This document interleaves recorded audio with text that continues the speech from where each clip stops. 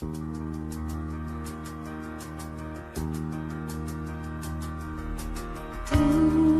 palabra es una lámpara a mis pies y una luz que alumbra mi ser. Tu palabra es una lámpara a mis pies y una luz que alumbra mi ser.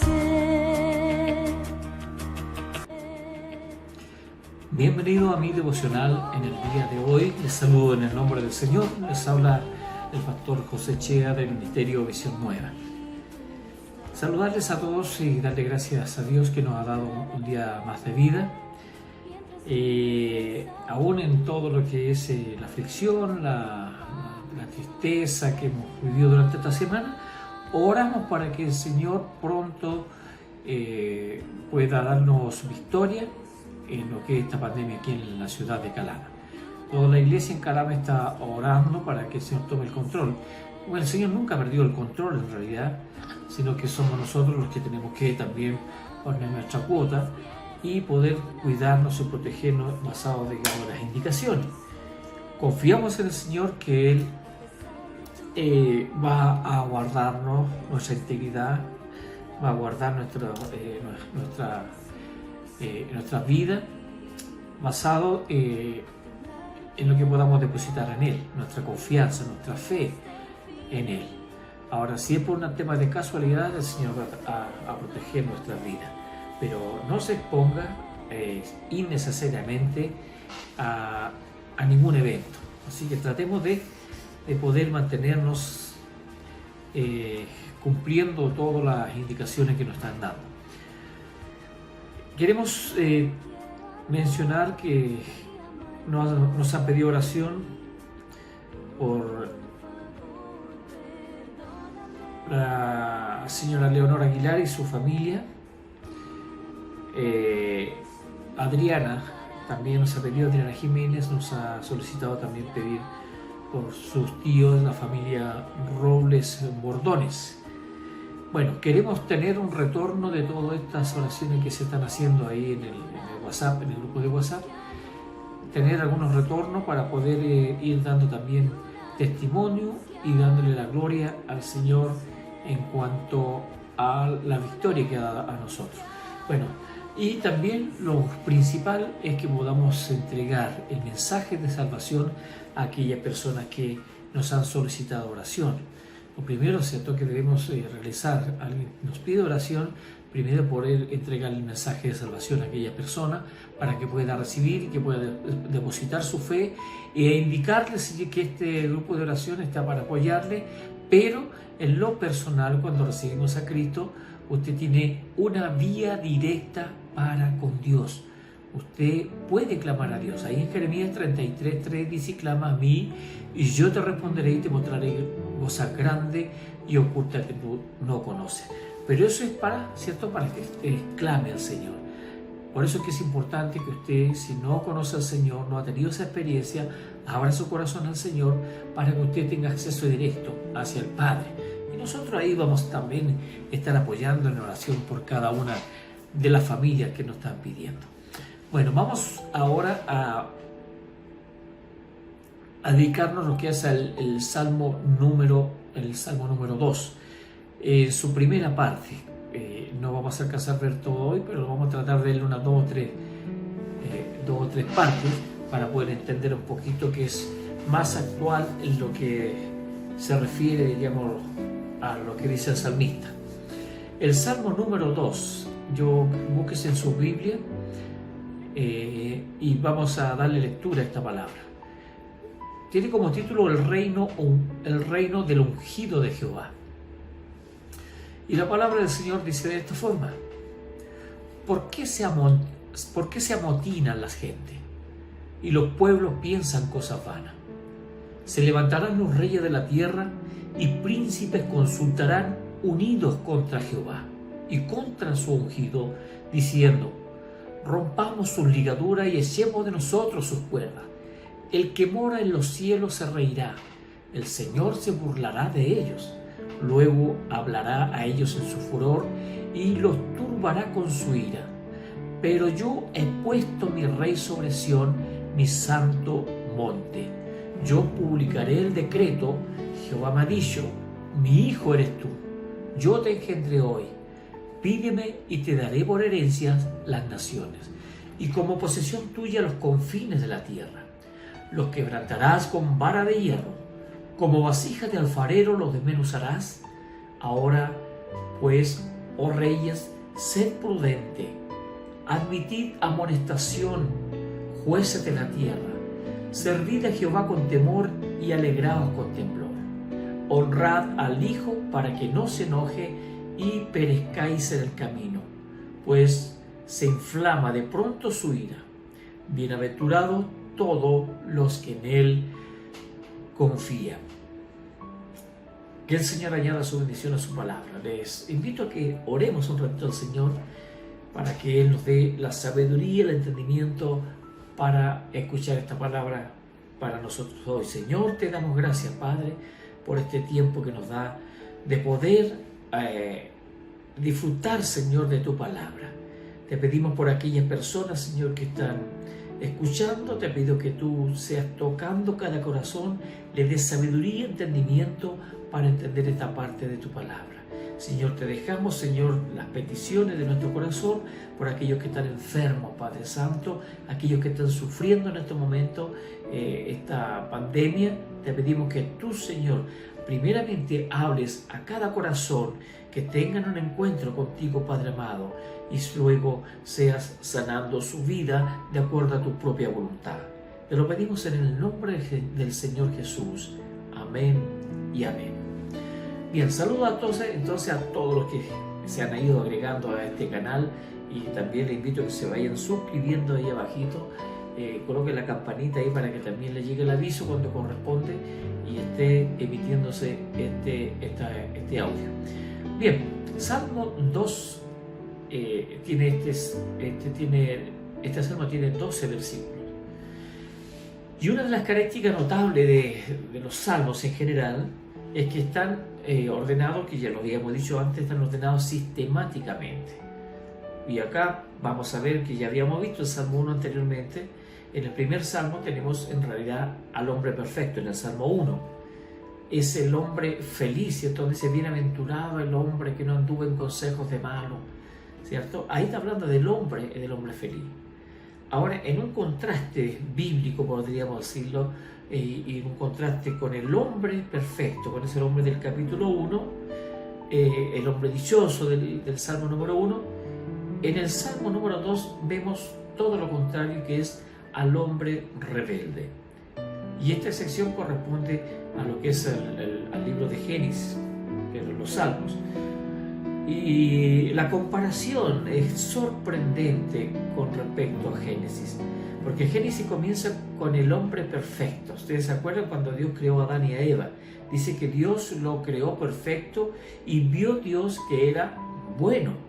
Por lo tanto, lo que Él creó, lo tocamos hace un par de días atrás, todo lo que Él creó es bueno. Nada de lo que creó Dios dice, y vio Dios que era malo. No, siempre se va a terminar, y vio Dios que era bueno.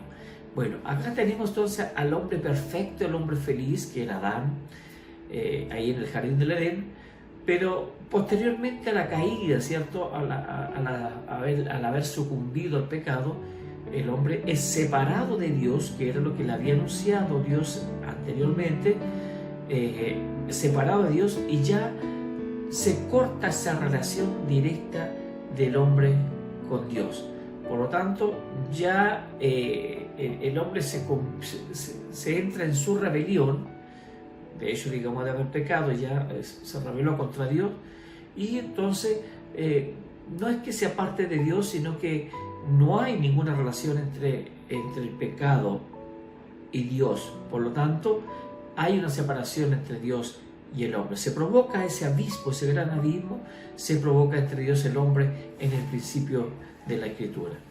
Bueno, y ya no buscaba compañía, por supuesto. Recordemos, si usted lee todo Génesis, se da cuenta, digamos, que Dios tenía una conversación muy íntima con Adán y con Eva ahí en el huerto, todos los días le visitaba, conversaban, paseaban, qué sé yo, hasta que el hombre peca y se esconde de la presencia de Dios por haber pecado. Entonces tomó conciencia de lo que era pecado y tomó conciencia de que no había ninguna relación. Por tanto, Dios ya no pudo comunicarse con él directamente. Entonces ya no estaba esa capacidad. Ahora aquí en el Salmo 2 encontramos a los descendientes de Adán. Aquí habla de toda la generación de Adán hacia adelante hasta los días de hoy.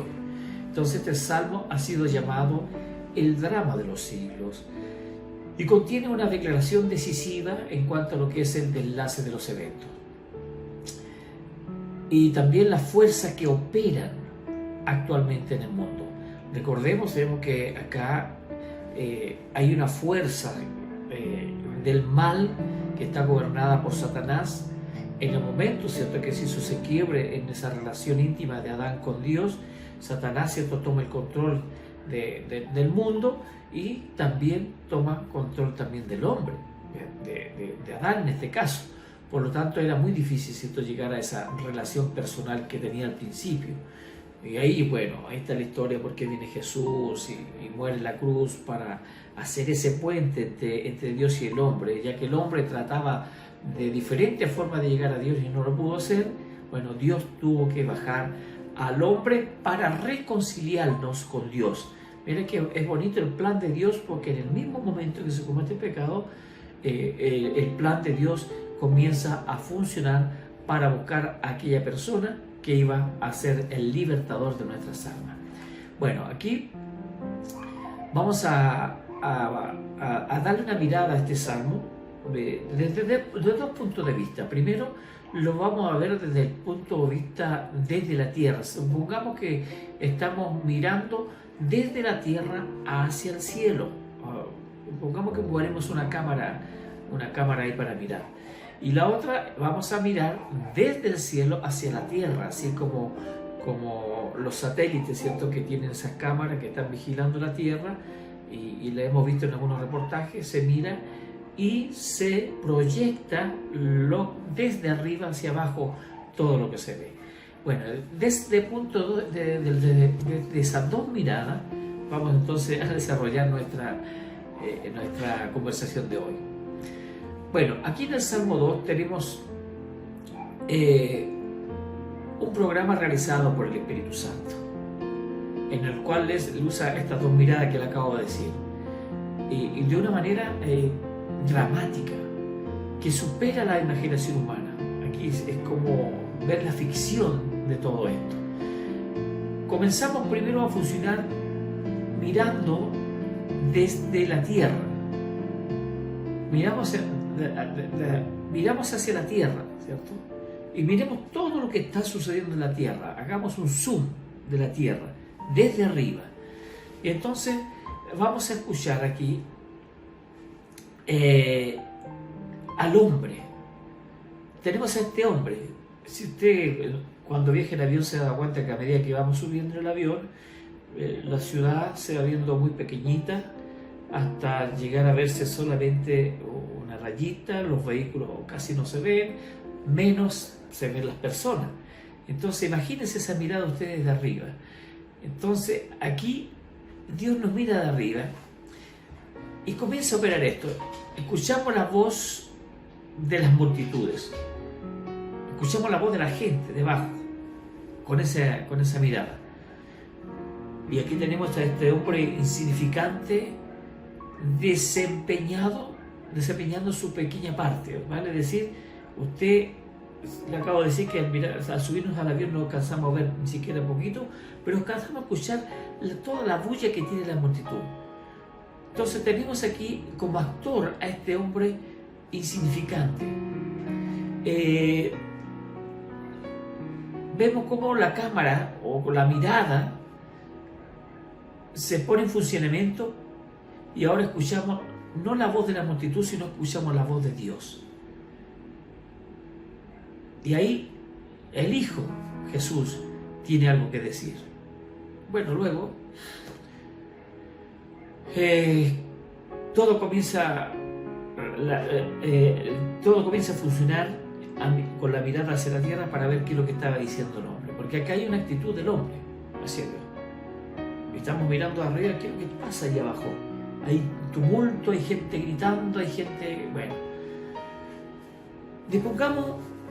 dispongámonos entonces a presenciar este panorama que yo les acabo de decir. Vamos a enfocarnos entonces ahora a los seres humanos. Vamos a arriba. Y comienza con la pregunta que dice el primer salmo.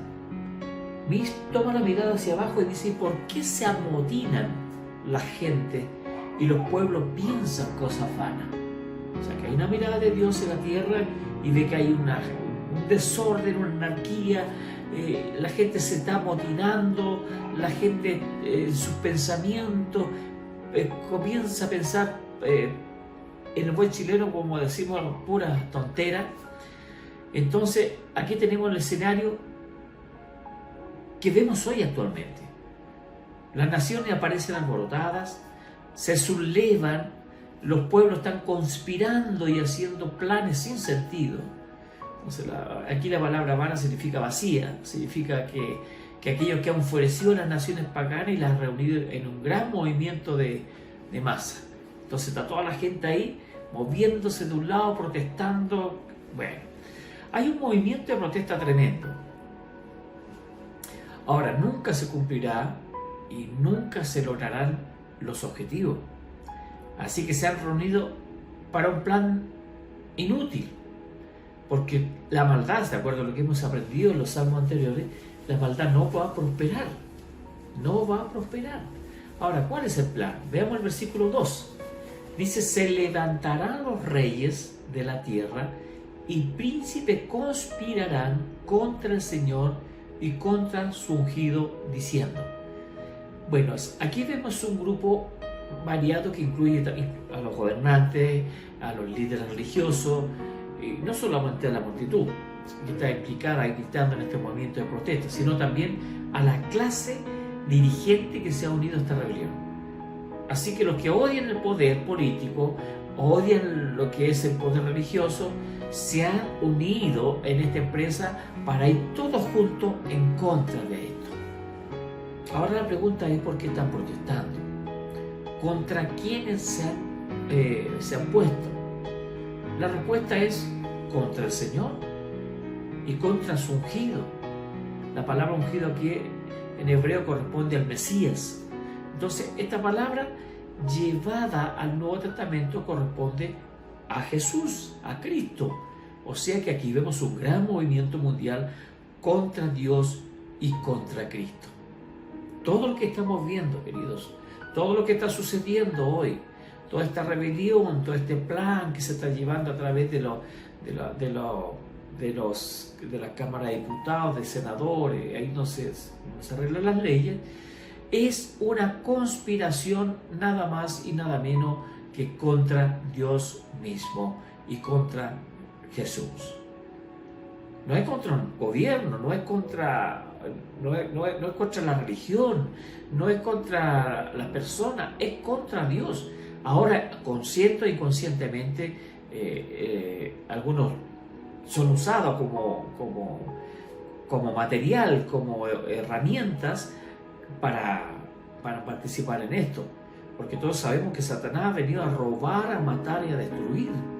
Su plan desde el principio, desde que hizo caer a Adán y a Eva, fue destruir al hombre, porque el hombre es una creación de Dios y es la máxima creación de Dios. Entonces Satanás no puede soportar eso de que un hombre de carne y hueso que tenga su vida limitada aquí en la tierra, el Señor le haya dado toda la autoridad sobre las cosas. Entonces el conflicto se provoca ahí. Satanás siempre va a comenzar a provocar estos conflictos para ir en contra de Dios. Recordemos que hemos conversado un par de días atrás sobre los valores, sobre lo que se está reclamando, sobre lo que se está protestando, es precisamente contra los valores cristianos. ¿cierto? Ahí tiene el aborto, tiene la igualdad de género y todas estas que aparentemente parece que son muy buenas para todos.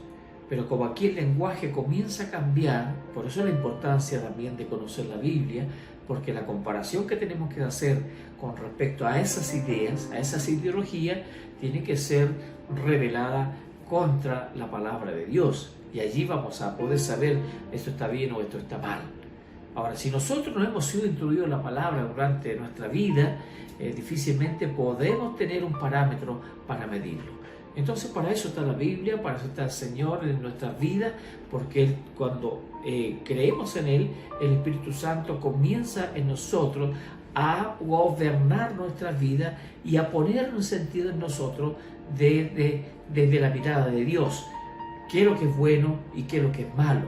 Y nos hace sentir en nuestro ser qué es lo que es malo. Entonces, cuando no hay conciencia de eso, bueno, todo lo creemos bueno. No importa lo que sea. Entonces, allí está el problema. Entonces, el problema está en que el hombre no conoce la palabra de Dios. Bueno, veamos cuándo comenzó este movimiento. Las Sagradas Escrituras, lo que acabamos de hablar, la palabra de Dios, nos dan información al respecto. Ahí tenemos en el libro de los Hechos, en el capítulo 4, cuando estalló la persecución contra la iglesia, se nos dice que los apóstoles Pedro y Juan, después de haber sido amenazados, regresaron a la iglesia para informar sobre la situación que había ocurrido. Ahí en el versículo 4, verso 24, vemos la reacción de los cristianos. Dice aquí, ellos al oírlos alzaron unánime la voz a Dios y dijeron: soberano Señor, tú eres Dios. Y mire qué contradictorio es lo que está mostrando esto. Porque ahí la iglesia estaba de acuerdo en que el Señor era el Dios, era el soberano. No sé si hoy podemos hacer eso con la iglesia. Y cuando hablamos de la iglesia, hablamos de uno mismo, porque el Señor dice que nosotros somos templo del Espíritu Santo. La iglesia está en cada uno de nosotros. Entonces, si nosotros pensamos que Dios es soberano, que Dios es nuestro Dios, eso es lo que pensaba también la iglesia del siglo anterior. Bueno, aquí vamos a hacer una pausa, porque esta es una de las cosas de las cuales la iglesia aún no está segura en la actualidad. Y me refiero a lo que acabo de decir: Señor, tú eres el Dios. Muchos no están seguros de que Él sea Dios. O decimos: Señor, tú eres mi Señor. Y Señor significa dueño de todo. Pero se convierte en una paradoja cuando nosotros decimos Señor Jesús y oramos en el nombre del Señor Jesús y no obedecemos su palabra. Señor significa dueño de todo, vale decir, digamos, que yo me someto a la verdad de Dios, pero no entro en una rebelión. Bueno, muchos no estamos seguros de aquel que sea el Dios, como dices, se lo están pensando, están viendo, tal vez comparando, criticando. Pero la iglesia primitiva no tenía ninguna duda ni pregunta al respecto. Nadie se le va a preguntar, ¿pero será el Dios verdadero? A lo mejor no es. No existía ese tipo de discusión. Aquí todos creían en Jesús, que había muerto en la cruz, que había resucitado al tercer día y que nos había redimido del pecado. Y estaban todos de acuerdo. No había discusión con respecto a eso. Hoy, como les dije, acabo de decir, no estamos tan seguros de eso. Bueno, luego aquellos antiguos cristianos, ellos continuaron diciendo que hiciste el cielo, o sea, aquí posiciona al Señor como su creador. Señor, tú hiciste el cielo, hiciste la tierra, hiciste el mar y todo lo que en ellos hay. Que por boca de David tú dijiste: ¿por qué se amotinan la gente y los pueblos piensan cosas vanas? Se reunieron los reyes de la tierra y los príncipes se juntaron en uno contra el Señor y contra su Cristo. Si usted se da cuenta de todas las cosas que se están urdiendo en las Naciones Unidas, se va a dar cuenta que son todas que van en contra de lo que Cristo ha ido enseñando. Ahora en el versículo 27 tenemos la interpretación del Espíritu Santo. Y dice, y verdaderamente se unieron en esta ciudad Herodes y Poncio Pilato con los no judíos y el pueblo de Israel, contra tu santo Hijo Jesús, a quien ungiste.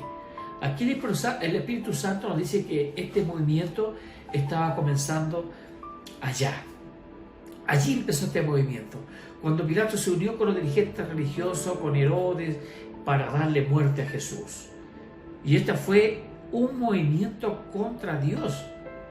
No sé si le parece familiar esto, es que lo que hoy estamos viviendo, aquí no tenemos a Jesús para crucificar, pero le crucificamos cada vez que le desobedecemos, ¿cierto? Y fue aumentando esto progresivamente a través de los siglos. Porque esto no es una cosa de ahora, esto es una cosa que viene desde el momento que ejecutaron a Jesús y que culminará, obviamente, en una revolución mundial contra Dios y contra Cristo. Esto no para, queridos, pero no se asusten porque Cristo tiene la victoria. Él no va a dejar que el mal venza, sino que Él ya tiene la victoria. Tiene la victoria de la muerte, que es lo principal, y tiene la victoria también de toda su creación.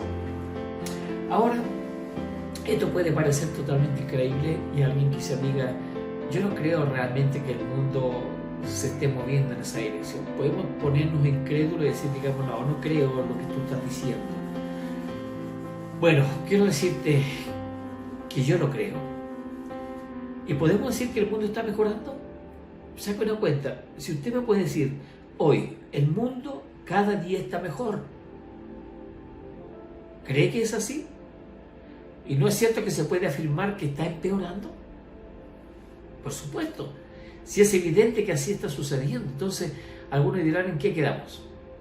Es que estamos tratando de quedar bien con dos opciones opuestas. Estamos queriendo quedar bien con Dios y queriendo, como dicen en el buen católico, estar bien con el diablo, o sea, con los dos.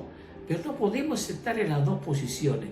Nosotros tenemos que tomar una posición y defender nuestra posición ante el hombre en referencia, digamos, a Dios mismo.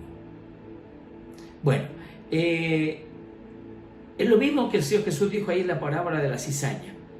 En Mateo 13:24, usted anótelo, Mateo 13:24 al 39, después lo busque y lo lee. El Señor dijo que Él mismo era el sembrador. Aquí está hablando de la parábola de la cizaña, ¿se acuerdan? Y el que estaba sembrando la semilla en el mundo, y también dijo que vino un enemigo a sembrar cizaña entre el trigo, ¿ya? Y los siervos quisieron ir a arrancar la cizaña. Ahora, también en nuestra época, algunos han considerado que deben dedicarse a la tarea de arrancar cizaña, empezar a sacar todo lo que nos sirve dentro de la iglesia. Pero en la palabra del trigo, en la palabra dijo que el trigo, es decir, la buena semilla es el trigo, lo que muestra ahí, que representa a los hijos del reino, estaba creciendo. Y que la cizaña también estaba creciendo, y que la cizaña es la mala semilla. Entonces la buena semilla con la mala semilla comienzan a crecer juntas, y no se pueden sacar la cizaña hasta que no crezca, porque se corre el riesgo de poder tomar también la semilla y arrancarla. Entonces tanto estaban creciendo juntas. Así que ambas semillas estaban creciendo juntas, pero el Señor se va a ocupar de esa parte. Esa parte no nos corresponde a nosotros andar buscando la cizaña y sacarla. Eso ya le corresponde al Señor, y a su tiempo va a proceder a separarla. Hoy existe un crecimiento del bien. ¿Sabía usted que hay más enseñanza bíblica hoy que en cualquier periodo de la historia del mundo? Porque hoy estamos utilizando este medio, es el YouTube, se está usando el Instagram, se está usando el Facebook, el WhatsApp, y muchos están hablando de la palabra de Dios, ¿cierto? Antiguamente se transmitía por radio, Y yo me recuerdo muy pequeño, ¿cierto?, que escuchaba las radios de las Antillas holandesas, ¿ah?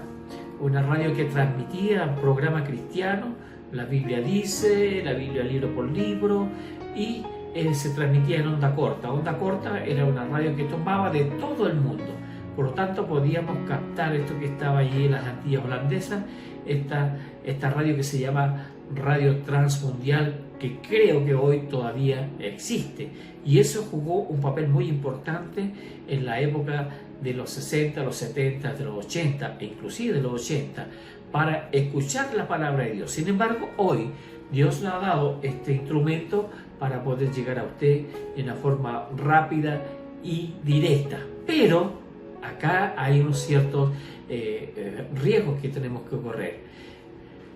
Decimos que las Sagradas Escrituras se propagan hoy por una gran variedad de medios de difusión, ¿cierto? Y que son inimaginables, como les he nombrado, las poquitas que hay, y hay otras más también en correo, qué sé yo. Entonces, por eso decimos que el trigo, la buena semilla, está creciendo, pero también debemos destacar que igualmente está creciendo la mala semilla. Así como se está predicando la palabra, la verdad, también se está predicando la verdad como mentira y la mentira como verdad. Entonces, ¿cómo podemos saber qué es lo que es verdad y qué es lo que es mentira? ¿Cierto? Cuando las dos están creciendo juntitas, y nos puede llevar a confundirnos en nuestra creencia. Entonces, queridos, el mal está aumentando rápidamente y hay tanta oposición contra Dios y contra la persona de Cristo que resulta increíble a los extremos que pueden llegar. Y todos nosotros nos hemos encontrado con diversas formas de oposición al mensaje de Cristo. Hay formas más violentas y otras más sutiles que pasan casi desapercibidas. En el Oriente hay cristianos que mueren por la causa de Cristo. Hoy, en esta fecha, en el día de hoy, hay gente que está muriendo por la causa de Cristo. En otros parece que pasan desapercibidas y no nos interesa. Pero en el siglo pasado hemos visto surgir naciones cuya filosofía y desarrollo político estaban basadas en el ateísmo. Y esa situación no se había registrado en el pasado. El ateísmo en el tiempo de Jesús no existía. No existía el ateísmo en ese tiempo. Ninguna nación en el mundo antiguo, en el gran mundo pagano del pasado, era atea, sino eran politeístas. Es decir, no tenían un solo dios, tenían muchos dioses, que había naciones que creían en la existencia de muchos dioses y en el culto a diferentes dioses. La adoración la impregnaban todos los aspectos de su vida política y su vida social, estaba metido allí lo que es los ídolos. Claro que en aquella gente estaba demasiado cerca el origen de la revelación divina. ¿Se acuerdan del patriarca Noé? Noé conoció a alguien que había conocido a Adán. Entonces, cuando uno está cerca de la revelación de un Dios, no puede negar su existencia. Si Dios ha tocado tu vida y tú has sentido la presencia de Dios, obviamente no vas a poder negarle porque has vivido esa experiencia. Entonces, en la época de Noé, el mundo estaba lleno de violencia, como ahora. Pero el ateísmo no existía.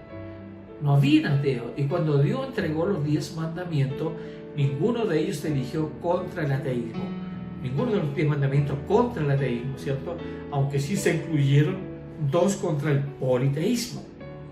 Como vimos en Éxodo 23:4, que dice: no tendrás dioses ajenos delante de mí, no te harás imagen ni ninguna semejanza de lo que esté arriba en los cielos, ni abajo de la tierra, ni en las aguas debajo de la tierra. Ahora, con el paso de los siglos, llegamos a la época del rey David, en la que aparece, que al parecer aparecieron muchos ateos ahí. Y de ahí también se refiere en un salmo, en un salmo se refiere a ello, cuando dice, cuando escribió, dijo: el necio en su corazón no hay Dios. Bueno, ahí ya aparece el ateo, ¿cierto? Ya en el reino de David aparece el ateo. Ahora, aunque los ateos puedan tener una gran preparación intelectual, títulos académicos, ya vemos que la Biblia les califica de otra manera. ¿Y qué diremos de la oposición a Jesucristo? Al parecer, mucha gente habla de Jesús y la admira. Entonces, ¿hay oposición o no? Lo que sucede es que se trata de una imagen de Jesús adaptada a las preferencias del ser humano actual. Es un Jesús que nunca existió. Es un nombre desconocido para las páginas de la Biblia, para el Jesús que nos muestra la Biblia. Por ejemplo, muchos no aceptan el nacimiento virginal de Jesús y creemos que deberían decirlo sin rodeo, porque muchas veces, para no causar una mala impresión, evitan referirse a su nacimiento. Y de la misma manera niegan su milagro y su muerte en la cruz por los pecados del mundo. Pero la Biblia nos presenta a un Jesús que murió una muerte sustituta, o sea, murió por nosotros, murió por ti, murió por mí. Para redimir también nuestros pecados del hombre. Y se niega también, algunos también niegan su resurrección corporal, física. Evidentemente este Jesús que muchos aceptarán hoy no tiene nada que ver con Jesús de la Sagrada Escritura. Sin embargo, el Jesús que nosotros predicamos, estimado oyente, tiene un sólido apoyo documental en las Sagradas Escrituras. Por lo tanto, el que acepte y cree en la descripción bíblica de Jesús no tiene por qué ser calificado despectivamente como retrógrado o fundamentalista. Porque sinceramente hablando, ¿quiénes serían los retrógrados?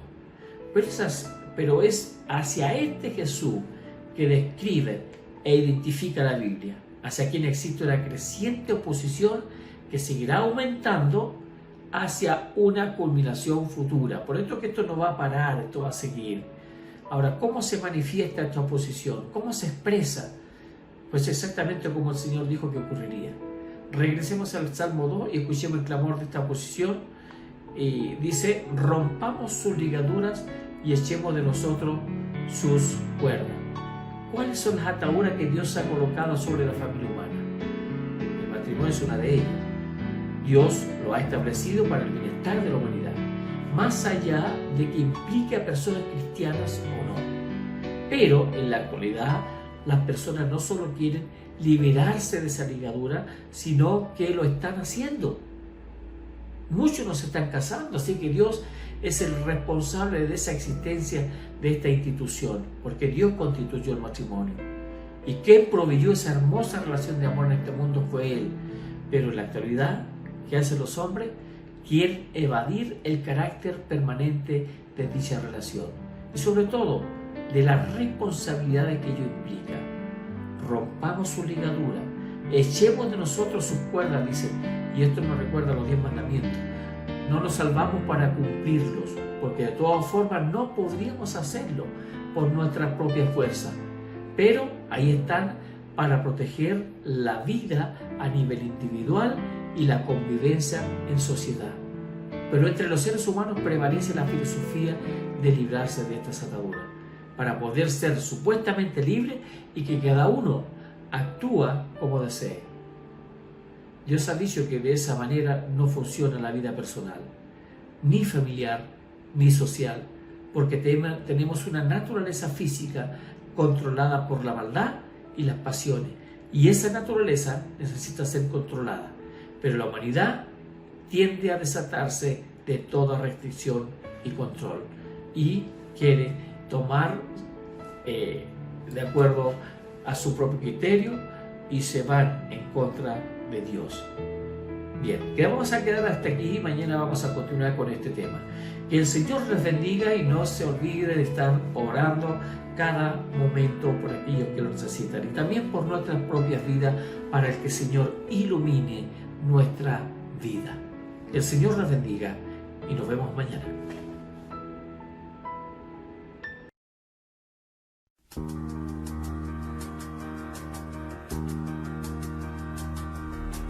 Tu palabra es una